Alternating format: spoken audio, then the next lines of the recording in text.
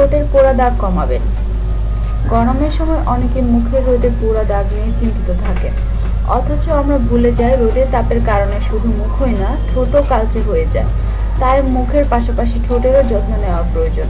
ঘরোয়া উপায়ে কিভাবে ঠোঁটের রোদে পোড়া দাগ কমাবেন সে সম্বন্ধে পরামর্শ দেব আজকে। পাঠকদের জন্য তুলে ধরা হলো ঠোঁটের পোড়া দাগ দূর করার কিছু নিয়ম। 1. প্রতিদিন বাসায় ফিরে হাতে সামান্য অ্যালোভেরার রস নিয়ে ঠোঁটে লাগান। 10 মিনিট পর পানি দিয়ে ভিজিয়ে হালকা ম্যাসেজ করে ধুয়ে ফেলুন। এতে ঠোঁটের জ্বালা পোড়া কমবে এবং রোদে পোড়া দাগ দূর হবে। 2. ঘুমানোর আগে ভিটামিন ই তেল দিয়ে ঠোঁট 5 মিনিট ম্যাসেজ করুন।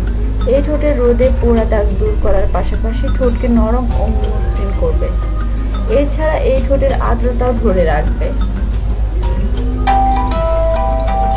3. 1 চা চামচ আলুর রস ঠোঁটে ম্যাসেজ করুন। আপনি চাইলে আলুর টুকরা করে ঠোঁটে ঘষে নিতে পারেন।